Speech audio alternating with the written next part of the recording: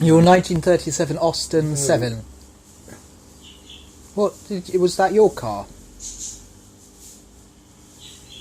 Did you buy it? No, my father. Oh, it was he bought it. Well, yeah, during the war. So we could get. He sold his car. It was he wanted a little car, and that was all he could find. His car was turned into a lorry.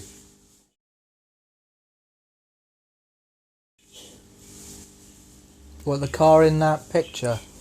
Yeah, the Vauxhall was made because there was a big engine and an enormous chassis on it.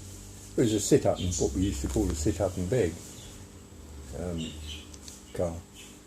And I remember when he put it up on blocks at the beginning of the war, he said to my mother, that's it, no more petrol. And couldn't get any petrol.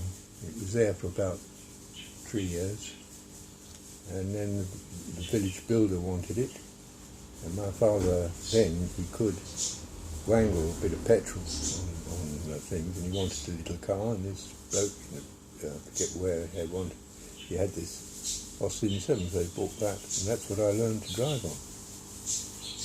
And about £20, that's all. Oh gosh. And when did you learn to drive? Me? Yes, what year? 1947. 2 years after the end of, just about 2 years after the end of the war. And I took my test in that car, and he managed to get an Austin 10 horsepower. That was a comparatively luxury car compared to what we'd had before. And then gradually the better cars came on the market, the new cars and all that, and people were able to buy cars. But Jeanne had to wait until about 1958. He got a Mini. My sister Jeanne, not the other one. And there was an awful lot of junk on the road, and then the motor tests, the MOTs came along, and that cleaned the roads up. All the old cars disappeared like magic, and everybody had to change over. Well, it seemed quite quickly, but it wasn't. I mean, it took a few years, but it made a big difference because they couldn't pass the MOT. Before the MOT, the police could stop a car, and you used to see them say, "Put your brakes on, sir," and they push the car to see if it moved.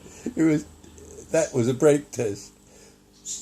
If they saw an old crock on the road, some of them were still. I remember after the war, still see the odd bull-nosed Morris of 20s. Where did you Where did your father get his Vauxhall? I don't know. I can't remember. It's when I was born. Do you remember travelling in that car? Oh yes, of course I do.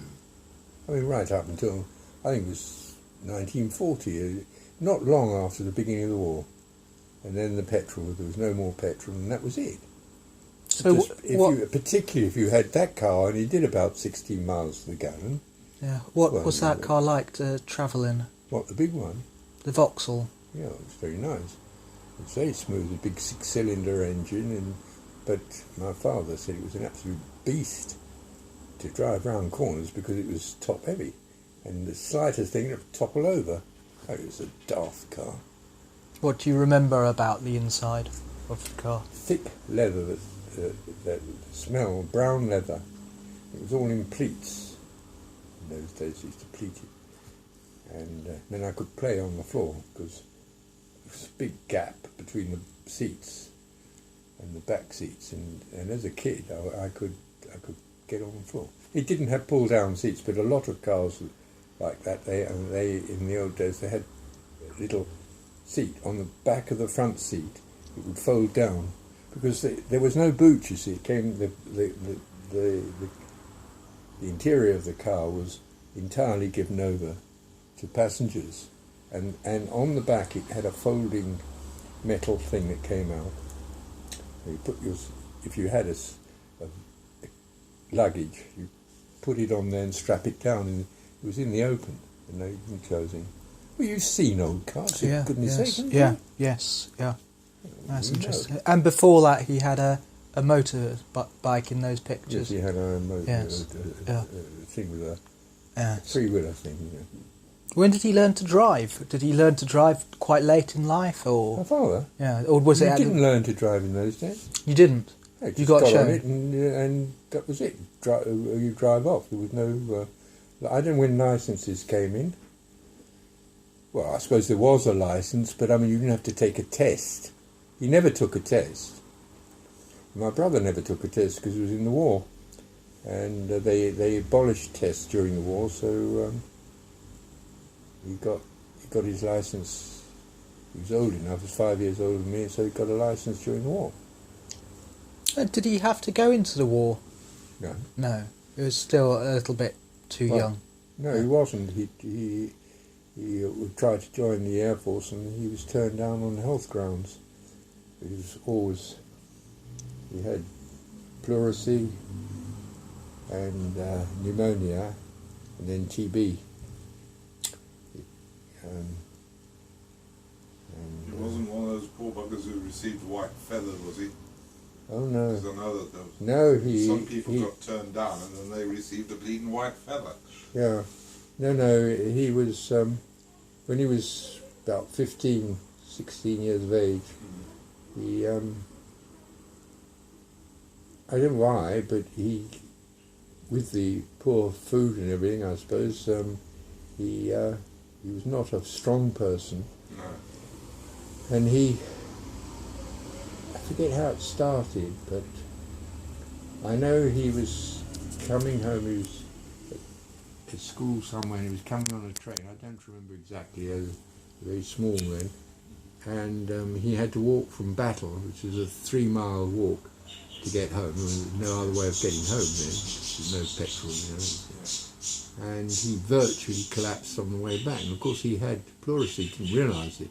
It was high temperature, and then he developed pneumonia. There's all this palaver about going to a sanatorium in Robertsbridge. The doctor wanted that because he was part of the, where they slept in the open. In those days, and it was all very classy, and you had to pay a lot of money for it.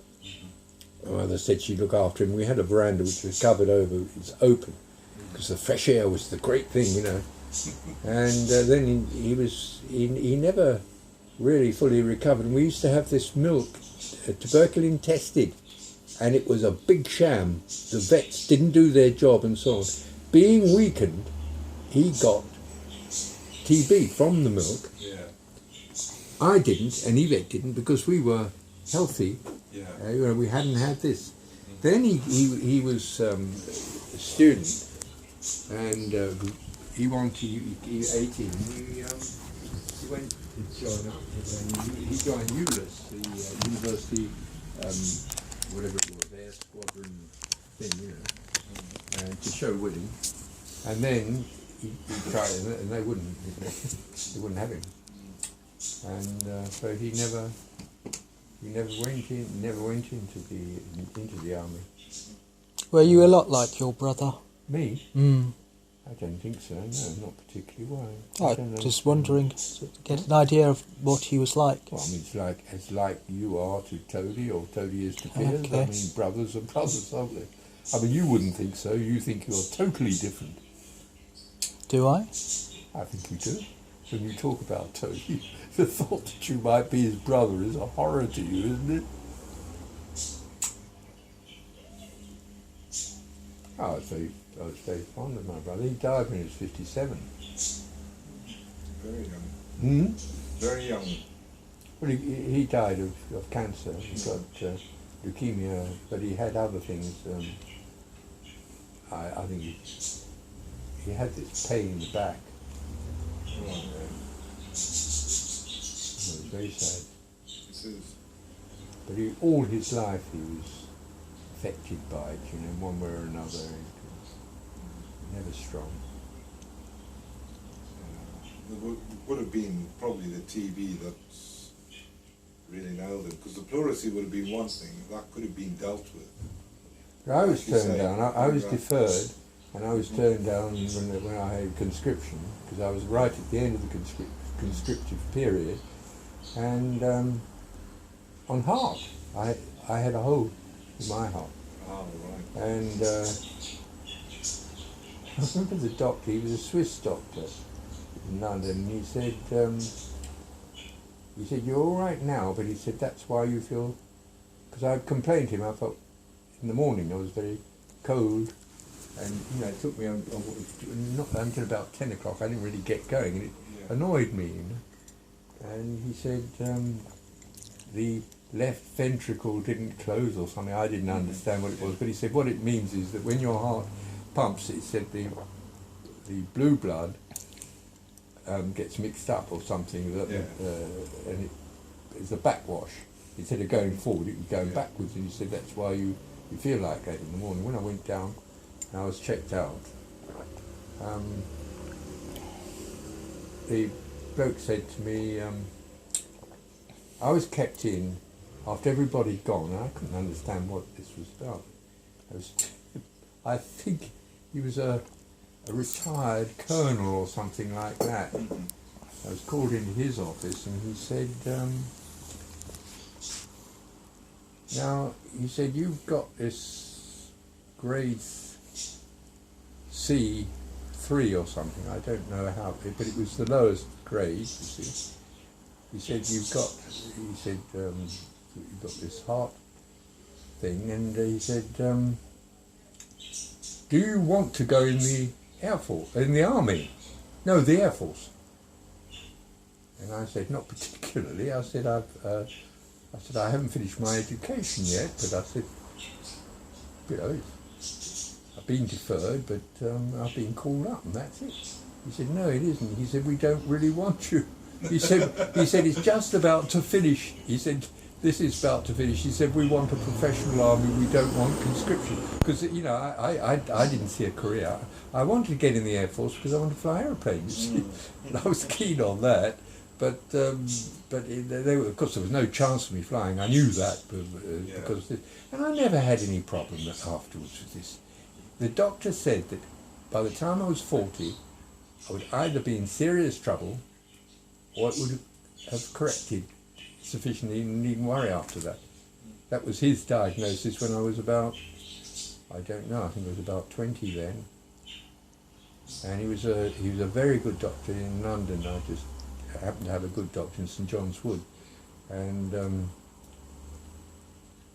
he wasn't really on the National Health, but it was odd how I got to him. I had bronchitis, and I felt really rough, and I thought, well, I better go and see the doctor before I go. I was going to go home, the temperature and so on.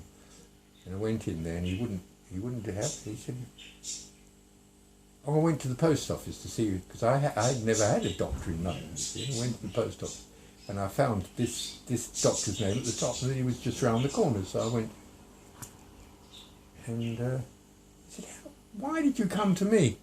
And I said, because you're listed in the post office. And I was a bit cross. I said, look, I'm not feeling very well. And yes, but he said, I don't deal with National Health. And I said, you ought to tell them. I said, you're listed under the National Health in the post office. He didn't know. He said, I don't have any, I only have private patients. So I said, well, are you going on? And he said, oh, yes. And he examined him. He said, yes, you must go home, and that and the other. And then, of course, he's changed. He said, you must come back and see me when you come back. He said, be careful with bronchitis. He said, at your age, it doesn't really matter, but he said, I'll check you out when you. And I went back. And that's when he sort of sounded me out very thoroughly. And he said, it turned out he was a heart specialist. That's why he didn't take, he was in a big house in St John's Wood, really big swanky thing. And then I had hemorrhoids really badly, and it was funny because I was very angry about this. And I went along and I said, I've got hemorrhoids. And I said, I've had a hell of a weekend. I said, will you inject? He looked at me. He said, no. I said, well, what is it, an operation? He said, no. He said, you haven't really got hemorrhoids. I said, well, you haven't even examined me. He said, I know when somebody walks in the room, he said, they don't walk like you do. It's like their legs are out here. He said, it's like a bunch of grapes. Really bad hemorrhoids. Yeah. And then he said, go to the leader chemist and get this. She said, he wrote something down. I went to the leader chemist. I've never had a problem since. Whatever it was a herbal thing. I tried to get some from Frankie that suffered from hemorrhoids. They don't make it anymore now. No, they use shark oil now. It was a miracle cure. I tried everything, you see, and nothing had worked. And this worked, and I've never had a single problem since. He said that to me. He said, if you do the full course, you will never have another problem with it. And he was right.